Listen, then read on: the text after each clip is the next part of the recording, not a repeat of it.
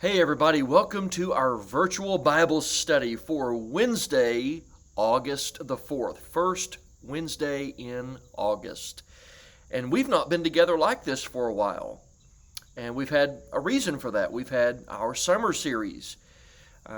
We announced it going into it. We finished out a class on what happens when we die. And we came back at the end of that and rounded it out, ended our discussion and said, join us for our summer series. And a lot of you did. We're really appreciative of that. We had a great summer series this year. Such good speakers, such great topics. We had just a terrific time, and we had some of our best crowds ever for our summer series. And I think that was an indication people were ready for the summer series. You know, we didn't do it the last year because of some concerns about the COVID, and so a lot of folks were ready and eager to get back out and support that. And we just had overwhelming crowds. I think, one night we were almost 260 people, close to that, which is good for us. We had just a great crowd, support from a lot of area congregations. So we really appreciate that. And I said at the end of the summer series, we're going to come back, and it's going to be time for a brand new study. So we're getting ready to do that this evening, and we're glad you're here. Hey, just a couple of quick things as we get started. Number one, I do want to encourage you at the end of this week, beginning on Saturday, we're starting our activities related to our Vacation Bible School. Now, we're a little bit late getting to Vacation Bible School this year. It wouldn't normally be in August, but this year it is.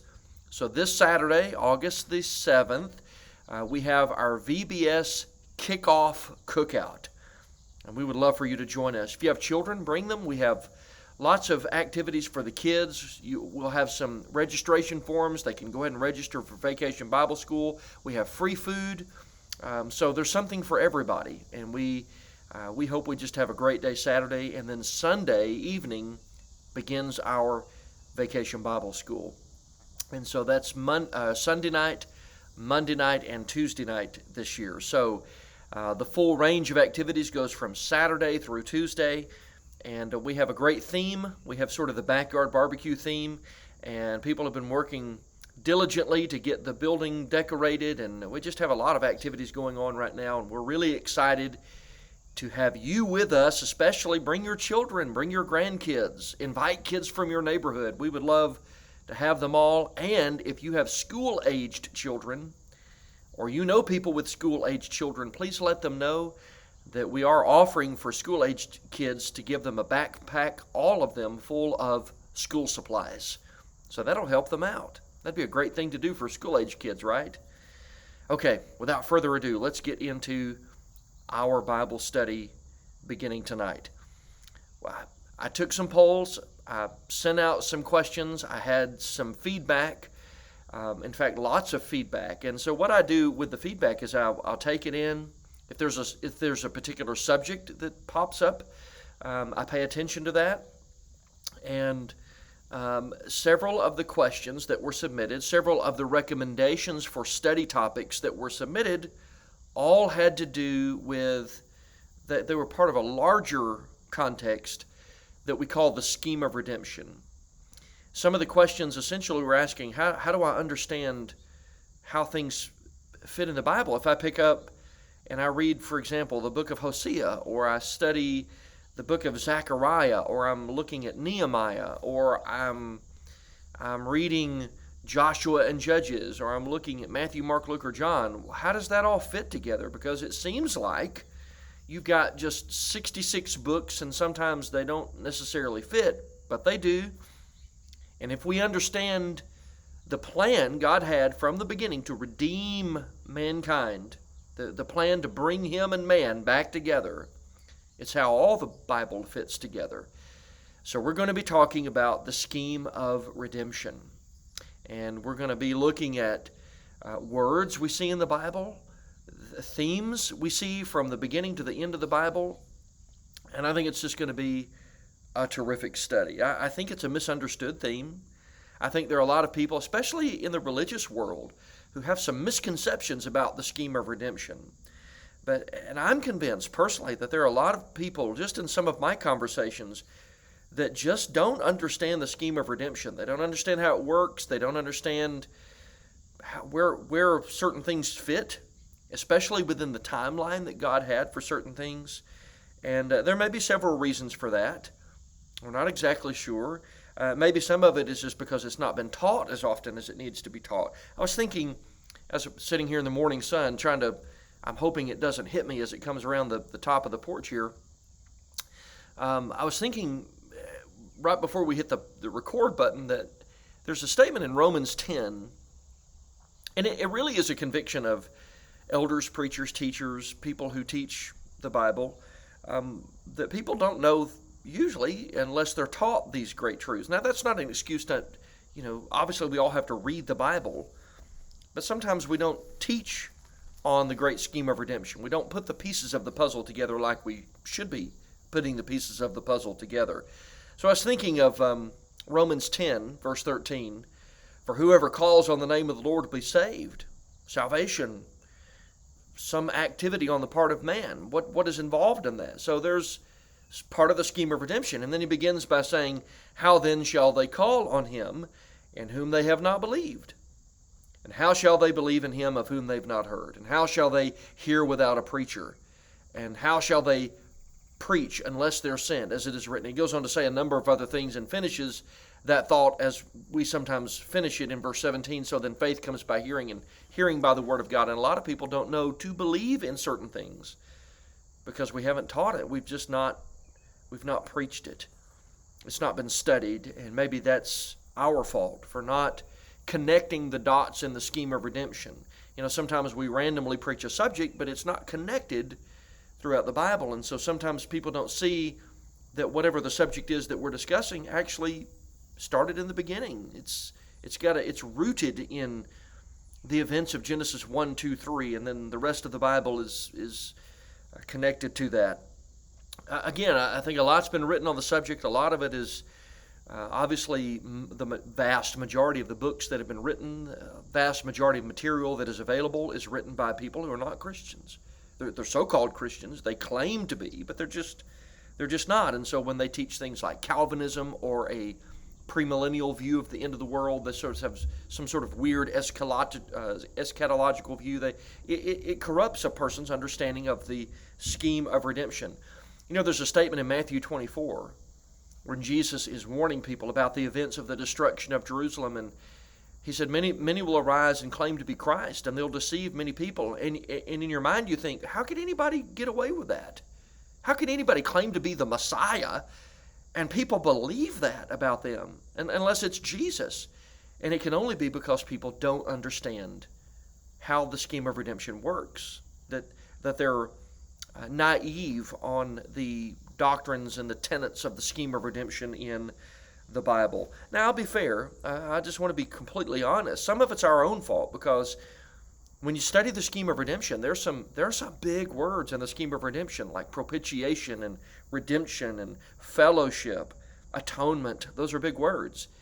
And we tend to be, because we live in an affluent society, we tend to be very lazy people when it comes to study. We like things done instantly for us, and we like information to be, we just don't want to research for that. We don't put in the elbow grease and the midnight oil like people once did for that. And I think of Hebrews 5, where the writer warns them about, this is a hard subject. In fact, it's a priesthood of Jesus. It's part of the scheme of redemption. And he says, you become dull of hearing. You become lazy. You're slothful in hearing. And I think sometimes we are that way. Maybe part of it, again, is because we've jumbled the subject, and it's just, if you ask people, well, what is that part of the Bible about? A lot of people don't know. What is this about? They don't know. They don't know they don't see it as fitting the entire scheme of redemption. So what we're going to do in our study is we're going to take a look at the scheme of redemption. All of our subject matter, all of it, is going to start in Genesis chapters 1, 2, and 3, mostly in chapter 3. And we're doing that because we want to be able to see it with our eyes, and of course see it with our heart, our Bible heart. We want to be able to see that God started a plan in the beginning, knew it from eternity, but started it in the beginning, revealed it to us in the Garden of Eden. And from that time, everything in the Bible contributes to the scheme of redemption. Everything is part of that story. And if we do that, I think we'll understand the Bible a little bit better. Now, real quick tonight, I was thinking, let's go through a couple of, essentially we've already kind of mentioned some of the reasons why it's important, but I want to talk about why this is such an important study for us. And here's the first one. And we just said it, but we're going to formally state it now. Number one, here's the reason. Because, number one, to study the scheme of redemption is to study the Bible itself. And I'm not exactly sure that we've always been great at explaining the Bible. We might be able to explain a verse. Maybe we can tell a person what a word means in a verse. But how does that fit the grander picture that God has? How does it fit the story of redemption? So that's what we want to do. So regardless of where you're reading in the Bible, you're either reading of the coming of Jesus Christ, or you're reading about the fact that he came, or that he's going to come again in judgment, the expectation of eternity, and all of that has to deal with the scheme of redemption. So I think our understanding of the Scriptures will grow exponentially as a result of our study. Here's the second thing. Number two, I'm convinced that the scheme of redemption, understanding that, is the answer to every single problem, every crisis we face as human beings. I'm convinced of that. Every relationship, every problem, everything is only understood properly when we put it within the context of the scheme of redemption. And let's give one example of that. Do you remember the story of Ecclesiastes? Solomon in Ecclesiastes, when he begins, and I personally think he's writing this later in life. That's what I think. I'm certainly not dogmatic about that, but I think he's, by inspiration, he could have written it early, but I think he's writing it late in life. It seems to be reflective on mistakes made. We all do that, right? Hindsight's 20/20, and it seems like a book full of hindsight. And he starts that book, and he starts talking about all the things happening under the sun, which is an expression that means life without God. Here's what the world looks like if God is not a part of it. And he starts talking about worldly wisdom and money and wealth, and built a kingdom and is going to leave it to somebody else. He goes through all these things where he tried to find value and worth and purpose. And at the end of all of that, he says it was grasping at the wind. It was just vanity. He wasn't happy. He never found what he should until he gets to the very end of the book. And this is, it goes through the whole book. And he finally gets to the end, and he says in chapter 12, 13, and 14, let's hear the conclusion of the whole matter. Fear God and keep his commandments, for this is the whole of man. So the conclusion that he found that defines our purpose and our value and our worth is that we're here specifically on this earth to fear God and keep his commandments. That's the scheme of redemption. That's what we're here for. We're here as a part of this grand scheme to redeem us and bring us back to God. How about marriage? Somebody says, well, how could the scheme of redemption possibly relate to marriage? Well, look at Ephesians 5. What's the comparison in Ephesians 5? You've got the relationship between a husband and a wife, the marriage relationship likened unto the relationship of Christ and the church, who he redeemed with his blood. Scheme of redemption. How about friendships? Can you even understand what it is to be a friend without understanding how Jesus says a friend is a person who's willing to even give his life for another person? John 15:13 or John 10:17 and 18. Well, our friendships are defined by the scheme of redemption. No matter what it is. Our neighbors, we're going to be neighborly. Well, you've got Jesus, preaching the parable of the Good Samaritan, teaching us what it is to be a neighbor, but it's an even greater parable with spiritual truths embedded in it that relate to the scheme of redemption. No matter where we go in life, whatever relationship we have, whatever crises we face, the answer to it is in the scheme of redemption. It's always there. It's always been that way. So to understand the scheme of redemption is to unlock all of the wonderful help that God has placed within it to affect all of our relationships in the world. And number three, and I'm really excited about this one because I believe the more we understand the scheme of redemption, the more we are going to appreciate God. And really, isn't that, we're supposed to do that, right? Every day we come to a greater appreciation of who He is and what He has done. How about Romans 5? I'm going to go back to Romans 5 for just a second. In Romans chapter 5, in verse 15, he says this. He says, "But the free gift is not like the offense, for if by one man's offense many died, much more the grace of God, and the gift of the grace of the one man, Jesus Christ, abounded to many." And then he'll start making this contrast all the way through the rest of the chapter, where he'll say, sin was terrible, right? Sin brought in these awful consequences. But look what God did. The scheme of redemption is our ability to say, look what God did. And I'm excited about that. I try every day. I know you do the same. I try every day to come to a greater appreciation for God. And I do, and I know you do as well, because, well, every day we wake up, we're blessed with so many things. And I just don't mean physically. Just to have a relationship with God, to know that I'm forgiven, to know that there's hope of heaven someday. It's a blessing. And the scheme of redemption is going to help us to increase our understanding of the God of heaven. I think number 4, if we could add a fourth reason for the importance of the scheme of redemption, it would be that it's going to help us, provide us some incentive for greater faithfulness. Now, I'm not suggesting that there's levels, that's a different discussion about degrees of reward and things of that sort. You're either faithful or you're not faithful, but there are such things as incentives to greater faithfulness, right? I'm faithful, but I want to be more faithful. I want to be more dedicated and committed in every decision that I make.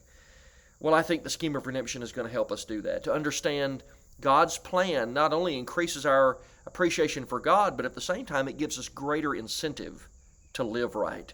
So maybe that's how it's going to affect our decisions. If we understand it, if we truly take it to heart, it should be designed to prevent apostasy. Apostasy it's a reality for anybody. Anybody can, if they're a child of God, they can turn their back on God and walk away and be lost. We have plenty of Bible examples of that. But if we truly continue to appreciate what God has done through His Son to bring us back together with Him, surely that's an incentive to avoid apostasy. In 2 Peter chapter 3, there's a beautiful statement about our understanding of the grace of God. And he says, 2 Peter 3, verse 17 and 18, "You therefore, beloved, since you know these things beforehand, be aware lest you also fall from your own steadfastness, being led away with the error of the wicked." And then he says, "But grow in the grace and knowledge of our Lord and Savior Jesus Christ. To Him be the glory both now and forever. Amen." And it's interesting because in verse 17 he says you can fall away, but you can prevent it in verse 18 by growing in your knowledge and your appreciation of God's grace and what He has done. So the scheme of redemption it puts a hedge around us of blessings, especially of knowledge, that should prevent apostasy. I mean, you think of Galatians 5, he goes, those of you who've gone back under the law, you're fallen from grace. Now, the only reason they would do that is that they don't understand the scheme of redemption. To go back under a dead law, just don't understand how redemption works. Scheme of redemption would have prevented that. So it's going to help us a lot. Hopefully help us to be more faithful to God in the sense in which we were able to explain that. Again, I will add a fifth category, and it's sort of a repeat of an earlier point, but I think it's important for us to study because it's a greatly abused subject.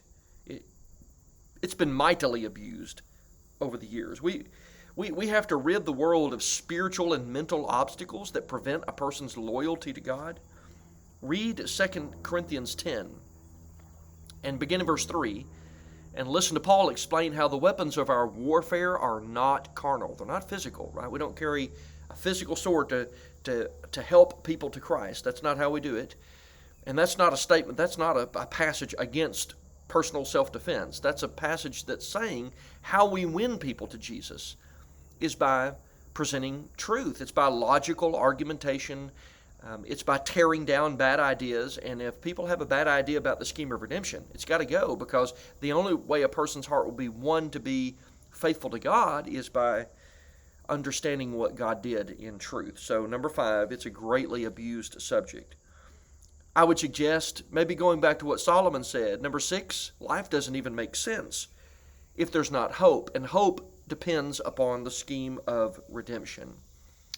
One of the passages, hopefully, that we'll look at throughout the course of our study is 1 Corinthians 15, where Paul presents evidence for the resurrection of Jesus. And he does that because there are people in Corinth giving up on the resurrection of Jesus. And in verse 19 of that passage, he goes, if in this life only we have hope, we are so pitiable. We're just miserable, pitiable people. If we're living for something that's only a farce, it's just a myth. And he said that's not the way that it is. Our hope is built on what God did through Christ, and we're going to see that as we study. So I'm hoping that now our juices are flowing, our appetite has been whetted, it's been piqued, that we want to study this grand scheme of redemption. Now, what we're going to do next week, we're getting ready to sign off here. What we're going to do is we're going to take a look at some difficult words in the Bible. Sometimes those words we read and we just kind of skip over because we don't know what they mean, and we just skip over hoping that we'll figure it out later on. But I just want to go over some of these words. We're going to talk about the word redemption. What does that actually mean, to redeem something? We're going to take a look at the word atonement. What is atonement? It's in the Bible. It's a Bible word. It's part of the definition of the scheme of redemption. What does that mean? What about propitiation? What in the world is that word? It's in the Bible. Propitiation. You see it in Romans 3 and a couple of other passages. What is forgiveness? We're going to talk about that word. It's going to set us up to understand what the Bible is. The story of God and man brought back together. That's what the Bible is. It's not 66 individual books. It's one book with 66 chapters. It's the story of forgiveness. What about justification? How does that work? We're going to see that word, and hopefully that's going to help and help our understanding of how the Bible fits together. Reconciliation. What is that? What is fellowship? What is sanctification? All of those words they're big words that relate to the scheme of redemption. And as we go through our study, we're going to talk about those words a lot, but we're going to define them next week. So we'll be talking about each of those. Hey, thank you for tuning in, and please join us next week. We'll continue our study, take a look at those jaw-breaking words we just mentioned. But between then, join us on Sunday for our regular services, and make plans, if you will, to be with us for our Vacation Bible School activities. We'd love to see you. Hey, it's great to be back with you. Thanks for tuning in. Please share the video on Facebook and YouTube so that others can see it. Give us a thumbs up on both. And until next week, I love you very much, and I'll see you then. Thanks.